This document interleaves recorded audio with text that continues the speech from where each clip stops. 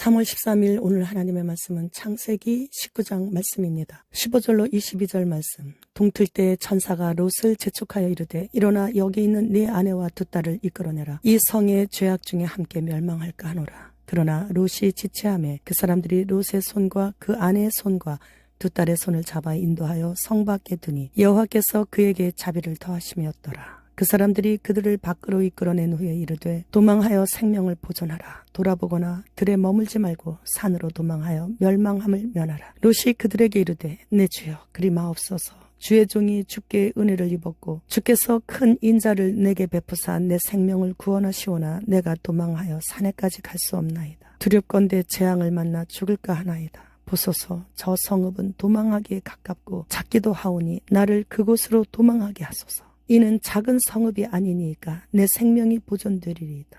그가 그에게 이르되 내가 이 일에도 네 소원을 들었은즉 네가 말하는 그 성읍을 멸하지 아니하리니 그리로 속히 도망하라. 네가 거기 이르기까지는 내가 아무 일도 행할 수 없노라 하였더라.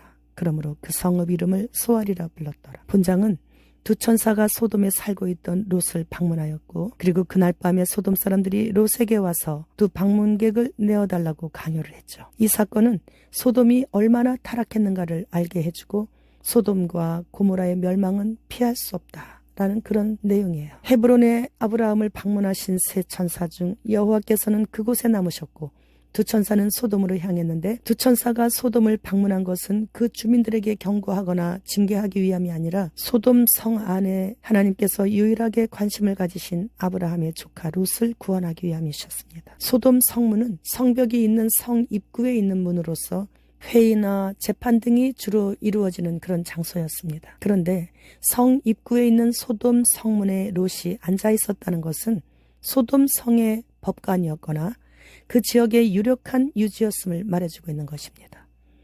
롯의 목축들이 많아지자 아브라함의 목동들과 자주 다툼이 생기게 되고 그래서 아브라함이 롯에게 둘이 같이 다니기에는 어려울 정도로 서로 부해졌으니 먼저 원하는 곳을 정해 떠나라고 했을 때 물이 풍부하고 꿀이 우거진 소돔 쪽으로 롯이 향했습니다. 처음에는 소돔 땅 근처에서 장막을 치고 살았지만 오래 살다 보니 소돔 사람들과 친분도 생기고 또 아브라함의 양육을 받았기에 성품도 좋고 해서 소돔인들에게 존경도 받게 되자 아예 퇴폐향락에 타락한 도시 소돔 성 안으로 들어가서 그곳이 하나님을 대적하는 도시임을 알면서도 롯은 그의 가족들과 화려한 문화와 편리한 생활을 추구했기에 그러면 안 된다는 양심의 소리를 무시하고 잠깐 동안은 망설였을지라도 하나님의 뜻과 상관없이 정착을 하게 된 거예요. 그럼에도 불구하고 삼촌인 아브라함의 영향을 받아 도덕적으로도 무본을 보이는 삶을 살았고 타락한 그들의 모습을 보고 심령이 괴로워하면서 그렇게 살았습니다. 그러다 보니 회의나 재판이 열리는 곳 성문 앞에 앉을 수 있게 되는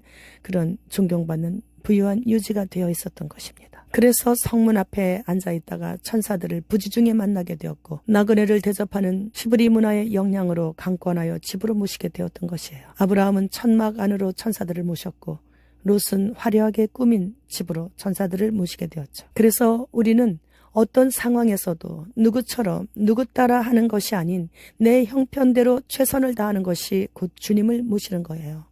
그리고 아브라함은 천사들을 정오에 맞이하였기에 종에게 양을 잡게 하고 사라에게 빵을 굽게 하고 요리를 하게 하여 풍성하게 대접했지만 롯은 저녁 무렵이었기에 빠르게 대접해드리기 위해서 무교병을 구워서 간단하게 대접한 것이죠. 그러나 하나님께서는 받으실 때 그의 마음과 정성을 다해 최선을 다하는 것, 그것을 중요하게 보시는 거예요. 하나님께서는 부유한 자나 가난한 자나 큰 자나 작은 자나 자신에게 맡겨주신 은사대로 최선을 다하는 것을 보십니다. 우리 모두는 하나님께서 공평하게 나눠주신 은사를 다 받았어요. 그런데 어떤 사람은 받은 은사를 잘 활용해서 맡겨주신 주인을 기쁘시게 해드리는가 하면 어떤 사람은 그 받은 은사를 다른 사람에게 비추어 작게 여겨 불만을 갖고 그냥 묻어두는 사람도 있죠. 또 어떤 사람은 받은 은사에 대해 관심도 없이 무관심하게 그냥 썩혀버리는 사람도 있다고 성경에서 말씀하시고 계십니다. 그러나 반드시 주신 분 앞에 가서 어떻게 사용했는지에 대해 낱낱이 회개할 그날이 온다는 것을 성경에서 밝히 말씀하시고 계시기에 항상 매 순간 두렵고 떨리는 마음으로 주님 앞에 살아야 하는 거예요.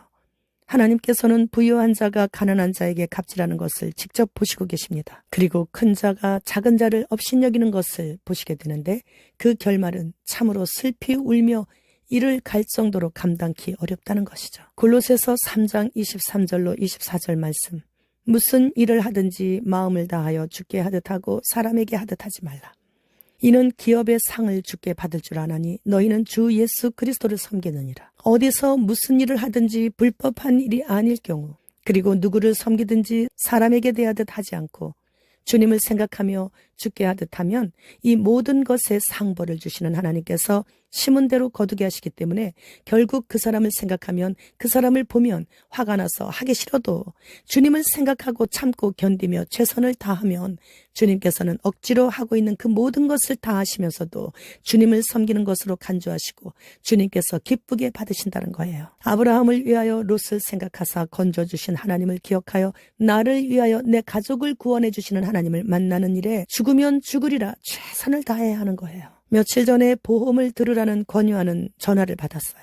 그래서 이제는 병원에도 못 가게 되어 있는 보험도 해약했습니다. 라고 하자 깜짝 놀라면서 왜 병원에 못 가느냐고 묻는 거예요. 그래서 병원에 가면 링겔에도 흰신, 각종 주사도 흰신, 다 흰신을 집어넣어 자원하여 줄 서서 접종 환자들처럼 팍팍 쓰러지는 것을 보지 않느냐 그랬더니 그래서 그렇군요. 어쩐지 요즘 많은 사람들이 암 발병이 너무 많고 뇌질환과 심장 쪽으로 많이들 입원하고 있다고 하면서 그 원인이 흰신 때문이었군요 하면서 이제 이해했다고 합니다. 접종자 혈액을 수혈받으면 혈액이 응고되고 심장막염이 발생하는 사례가 늘자 각국의 적십자사들이 접종자의 혈액을 경계하고 있다고 해요.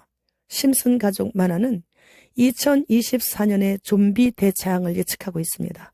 좀비는 이성이 없는 사악한 동물 같아서 사람의 살을 물어뜯고 피를 빨고 해치면서도 아무런 죄의식을 느끼지 못하는 그런 존재예요. 그런데 올해 좀비로 인한 재앙을 예측하는 만화를 내보낸다는 것은 올해부터 세계 정부가 집권함으로 인해 대환란에 진입한다는 것을 알려주는 것입니다. 지금은 아주 짧은 시간만 남아있는 우리들이 먹고 사는 일로 인해 영원히 사는 그 나라를 놓치게 된다면 영원히 이를 갈며 슬피 울게 된다는 사실을 간과해서는 안 됩니다. 깨어라, 근신하라, 주님 지금 오십니다. 마라나타.